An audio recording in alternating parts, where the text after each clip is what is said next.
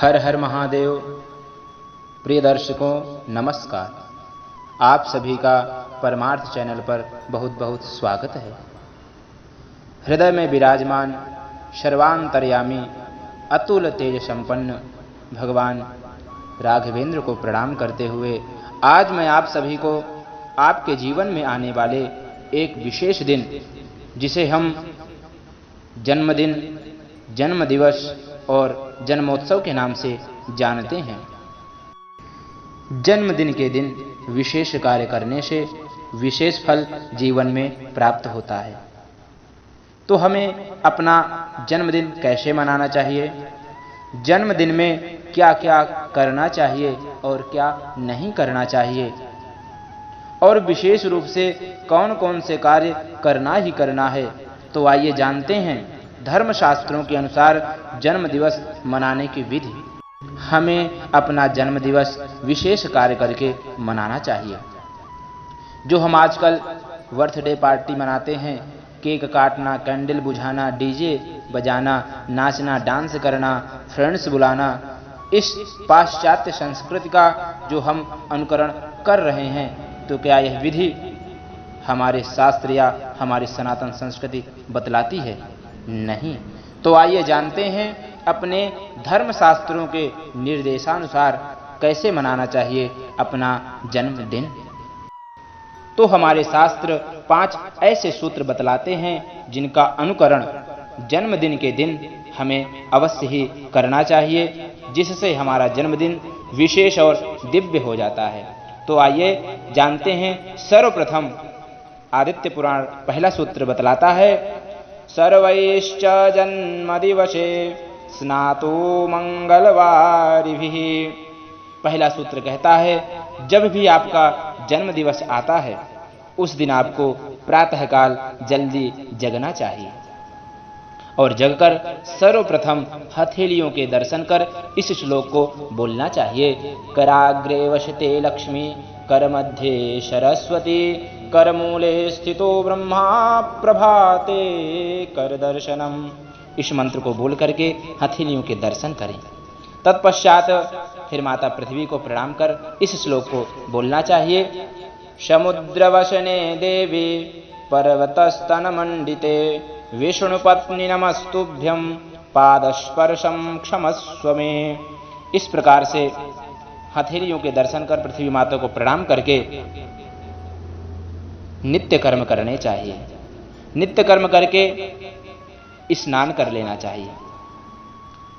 स्नान करने वाले जल में आप थोड़ी पीली सरसों, थोड़े से काले तिल, हल्दी और गंगा जल डाल लेना चाहिए और उसी से आपको मंगल स्नान करना चाहिए। स्नान करते समय माँ गंगा का स्मरण करना चाहिए और ये मंत्र बोलना चाहिए, गंगे च यमुने चैव गोदावरी सरस्वती, नर्मदे सिंधु कावेरी, जलेस्मिन् सन्निधिं कुरु। इस मंत्र को बोल करके आप दिव्य स्नान कीजिए। स्नान करने के पश्चात आप सुंदर और नवीन वस्त्र धारण करें। नवीन वस्त्र नहीं है तब आप धुले हुए पवित्र वस्त्र धारण कर सकते हैं। आप जन्मदिन के दिन काले वस्त्र ना पहने, नीले वस्त्र ना पहने। उस दिन आप पीले, सफेद, लाल और भी आप रंग पहन सकते हैं, लेकिन ये 2 रंग नहीं पहनना है। इस प्रकार से वस्त्रों को धारण करने के पश्चात दूसरा कार्य क्या करें, तो आदित्य पुराण कहता है, गुरुदेवाग्नि विप्रांश्च पूजयेत्तु प्रयत्नतः। स्नान आदि करने के पश्चात गुरुदेव, अग्नि, ब्राह्मण देवता और अपने से सभी श्रेष्ठ के चरण कमलों का वंदन करना चाहिए। विश्वास कीजिए, शास्त्र कहता है, अभिवादनशीलस्य नित्यं वृद्धोपसेविनः, चत्वारि तस्य वर्धन्ते आयुर्विद्या यशो बलम्। जो भी अपने माता पिता, गुरुजन, गौ माता और जो भी आपके श्रेष्ठ जन हैं उन सभी को प्रणाम करता है, उनका आशीर्वाद प्राप्त करता है, तो उन्हें क्या क्या मिल जाता है? अभिवादन करने वाले को, अपने से श्रेष्ठ के चरणों में झुकने वाले को आयु, विद्या, यश, बल सदैव प्राप्त होता रहता है। सदैव उसके इन चीजों पर वृद्धि होती रहती है। इसलिए दूसरा कार्य हमें अपने से सभी श्रेष्ठ जनों को दंडवत प्रणाम करना चाहिए। जो व्यक्ति अपने से बड़ों के चरण कमलों का वंदन करता है, उनके चरणों का स्पर्श करता है, उसके जीवन में सदैव आयु, विद्या, यश, बल बढ़ते रहते हैं। इसलिए तो हमारी संस्कृति, सनातन संस्कृति कहती है सदैव अपने गुरुजनों, माता पिता और अपने से श्रेष्ठ जनों की चरण की वंदना करनी चाहिए, क्योंकि बड़ों का आशीर्वाद एक नई दिशा देने वाला है। जीवन में सभी प्रकार की कमियों को दूर करने वाला है, क्योंकि जो काम दवा नहीं करती है वो काम दुआ करती है, बड़ों का आशीर्वाद करता है। इसलिए रोज अथवा जन्मदिन के दिन अपने से बड़ों का आशीर्वाद अवश्य लेना चाहिए। और तीसरा सूत्र आदित्य पुराण का क्या कहता है? स्वनक्षत्रम वित्तपंच तथा देवम प्रजापतिम, अर्थात गुरु वंदना करने के पश्चात जन्मदिन वाले दिन भगवान गौरी गणेश, वरुण, षोडश मातृका, सप्तघृत मातृका, नवग्रह आदि सभी देवी देवताओं का विधिवत पूजन करना चाहिए। पंडित जी को घर बुला करके विधि के साथ सभी देवी देवताओं का पूजन करना चाहिए। भविष्य पुराण भी कहता है प्रति संवत्सरम कुर्यान् मार्कंडेयस्य पूजनम ततो दीर्घायुषं व्यासं रामं द्रोणीं कृपं बलिं प्रहलादं च हनुमन्तं विभीषणमथार्चयेत स्वनक्षत्रं जन्मतिथिं गणसं पूजयेन्नरः। जन्मदिन के दिन मार्कंडेय पूजन जरूर करना चाहिए। जन्मदिन के दिन जो हम नवग्रह, नक्षत्र, गौरी गणेश आदि सभी का पूजन करते हैं, सप्त चिरंजीवियों का पूजन करते हैं, जन्म पत्रिका का पूजन करते हैं, उसी पूजन को मार्कंडेय पूजन के नाम से कहा गया है। ये पूजन जो भी करता है अपने जन्मदिन के अवसर पर, उसे जीवन में सब कुछ प्राप्त होता है, जीवन में तरक्की मिलती है। और दीर्घायुष्य के लिए अवश्य ही इनका स्मरण जन्मदिन के दिन करना चाहिए। अश्वत्थामा बलिर्व्यासो हनुमांश्च विभीषणः कृपः परशुरामश्च सप्तैते चिरजीविनः। और चौथा सूत्र कहता है, इन सभी का स्मरण करने के बाद चौथा हमारा सूत्र क्या कह रहा है? शतिलम गुण संवृश्रम अंजल्यर्घमितम तपः। जन्मदिन के दिन भगवान सूर्य को अर्घ जरूर देना चाहिए, नित्य तो देना ही देना है। जन्मदिन के अवसर पर विशेष अर्घ दिया जाता है। तांबे का लोटा हो, गंगा जल मिश्रित उसमें जल भरा हुआ हो, उस जल में गुड़, दूर्वा, फूल, रोले, चावल, काले तिल, थोड़ा सा दूध मिलाकर उस जल को गायत्री मंत्र से अभिमंत्रित करके ओम सूर्याय नमः, ओम घृण सूर्याय नमः, ओम एह सूर्य सहस्रांशु तेजो राशि जगतपते अनुकंपयमां भक्त्या गृहाणार्घ्यम दिवाकर। इन मंत्रों को बोलकर आयुष्य की कामना के लिए आप 3 बार अर्घ दें। सूर्य पूजा तेज, बल, बुद्धि, ज्ञान को प्रदान करने वाली है, इसलिए जन्मदिन के दिन अवश्य ही भगवान सूर्य की पूजा करनी चाहिए। और 5वां कार्य क्या करना है? तो हमारा शास्त्र निर्देशित करता है दीपदानम पिबेदायुष्यम वृद्ध्यर्थम तथा दद्यांतिलांघृतम। 5वां कार्य दीपदान करना चाहिए।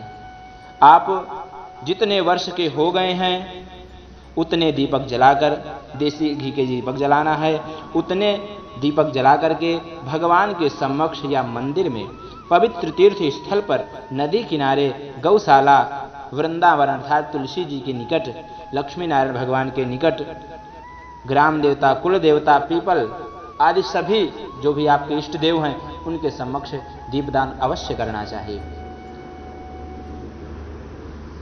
दीपदान तेज, बुद्धि, विद्या, यश, बल, निरोगी काया आदि को प्रदान करने वाला है।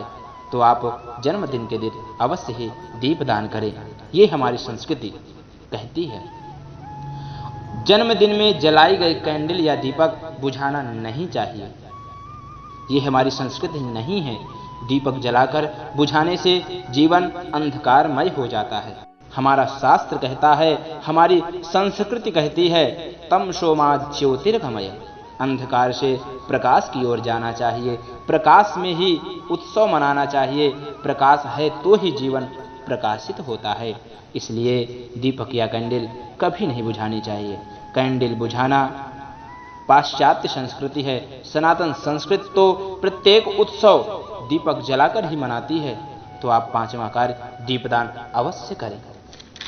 ये करके आप दोस्तों को बुलाइए, अपने चाहने वालों को बुलाइए, बढ़िया दिव्य भोजन बनवाइए, भगवान को भोग लगाकर सभी को खिलाइए।